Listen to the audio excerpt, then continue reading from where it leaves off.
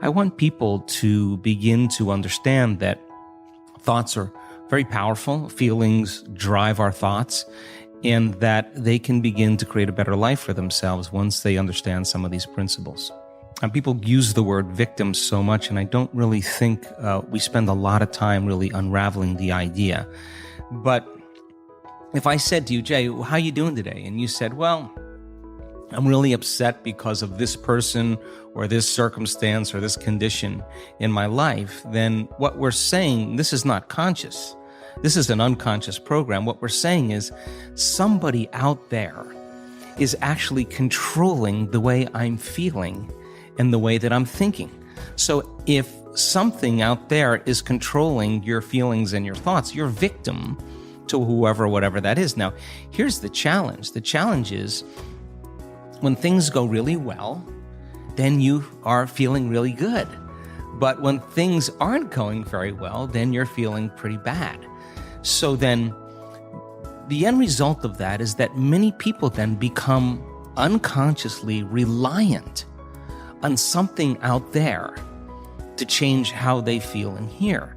But if they don't understand that they're creating reality all the time, and they're living in lack, in unworthiness, in separation for their whole entire life, waiting for the event to happen to take away their lack or emptiness, well, they'll spend their whole entire life wishing, wanting, waiting, hoping.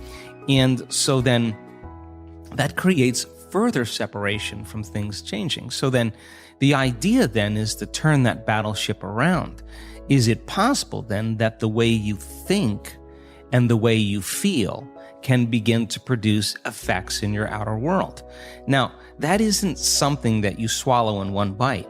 It's a process of gaining knowledge. It's a process of practice. It's a process of experience. But once you start seeing those synchronicities, those coincidences, those opportunities that start to fall into place because you're experiencing change in your outer world, if you're doing the work, you're going to start paying attention to what you're doing inside of you that's producing the effect outside of you.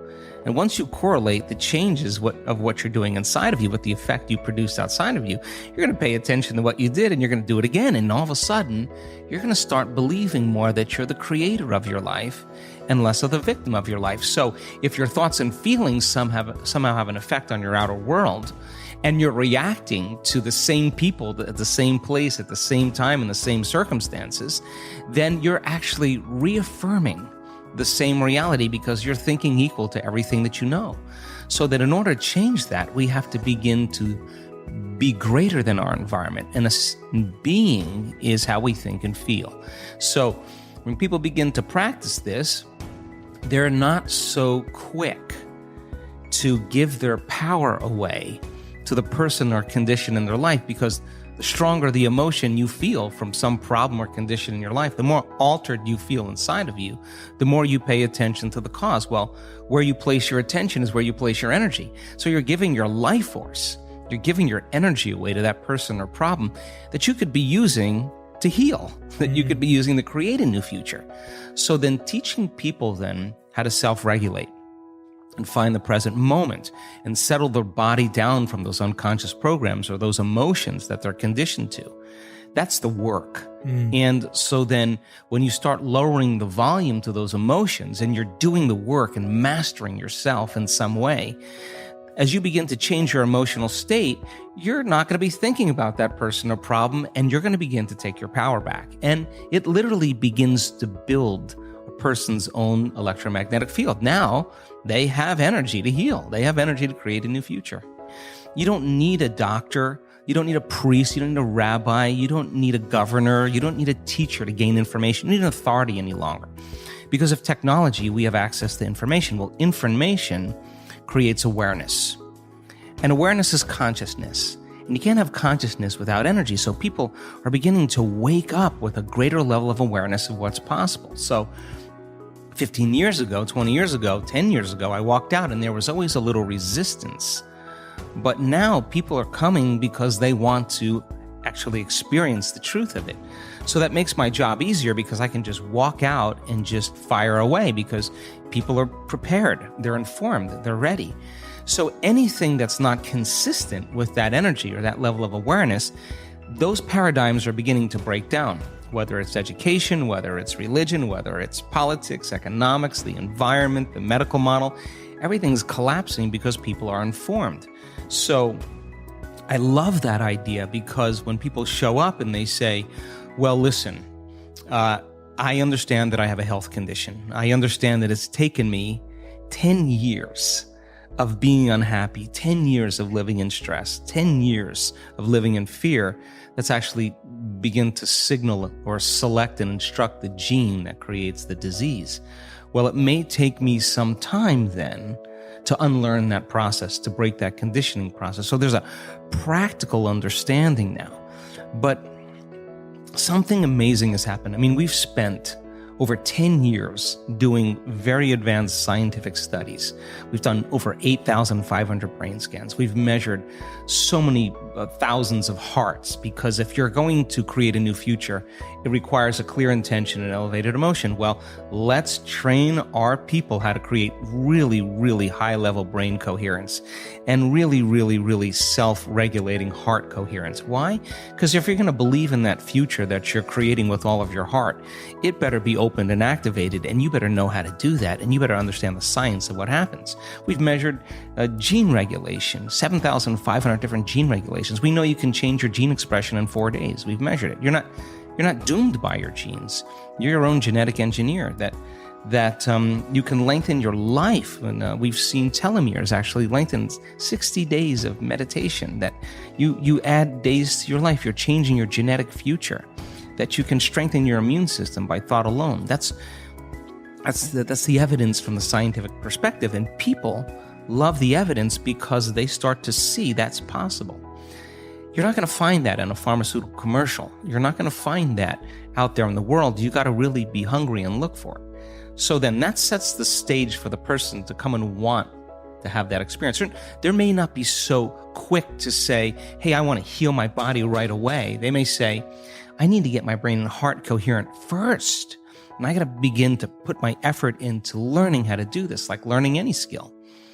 Then you have testimony, which is people with stage 4 cancers, people that are blind, that are seeing, people that are deaf, that are hearing, people with tumors on their thyroid, people with Parkinson's disease, with myasthenia gravis, with MS, with rare genetic disorders that medical science had no solution for, that struggled with all the conventional approaches and got absolutely nowhere, and then started doing this work. And now they're standing on the stage in front of 1,000 people and saying, yeah, I had stage 4 cancer. I did all the treatments. I did the chemotherapy. I've been getting worse. I stopped doing everything and I started doing this work. And it took me 6 weeks. I just came from my doctor. And there's no evidence of cancer. There's no, on the scans, on the blood tests. My doctors want to know what I'm doing. And, the patient says, well, I'm down-regulating genes for disease and I'm up-regulating genes for health. Doctors are scratching their heads saying, what do you mean? So now you have evidence in testimony, and evidence is the loudest voice. So just like a disease spreads amongst the community, and alters, I think that health and wellness can be as infectious as disease. And so the person in the audience who's looking at the person with stage 4 cancer, and the person's telling their story, and it's not glamorous, and it's not a Hollywood version. This is real. They lost everything. They went bankrupt. They lost their friends. They lost certain things in their life, but they were persistent. And that person is the example of truth, and it's undeniable. Or the person who had a stroke and is blind. The doctor said your vision's going to get worse, and she has a transcendental moment and she can see again. Like, that doesn't happen a year later after you've had a stroke. And then, people having all of these transcendental changes that are going on.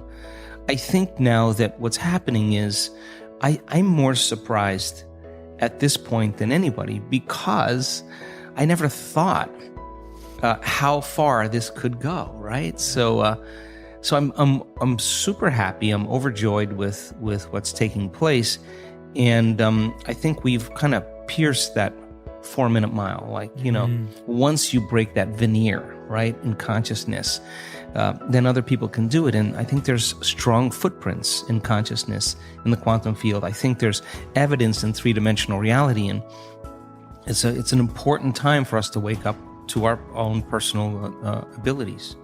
So complete the quote challenge. Can you complete the inspiring quote and give us the right answer? If you can, and if you can do it first, you're the daily winner. In the last video we were asking for 2 words. The quote was Joe Dispenza's, and it goes like this. If you want a new outcome, you will have to break the habit of... The correct answer was being yourself. So if you want a new outcome, you will have to break the habit of being yourself. Congratulations to everyone with the correct answer. It wasn't too hard, was it? Today we are also looking for 2 words, and the quote belongs to Dr. Joe Dispenza. It goes like this. To change is to think greater than how? Write your answers in the comments below the video. Be the first one and win this challenge. Do you like this way of ending the videos? What do you think about this video? Was it just coincidence you watched it? Do you like it? If you do, don't forget to subscribe and hit that bell button so you don't miss my new videos and new challenges. Give your thumbs up if you like what we do. If you really like what we do here and want to support us, you can join our channel and our community for a symbolic fee and gain many other additional features. You can do that by clicking the join button next to the subscribe button, or you can click on the link in the description of this video. Stay good and have a great day.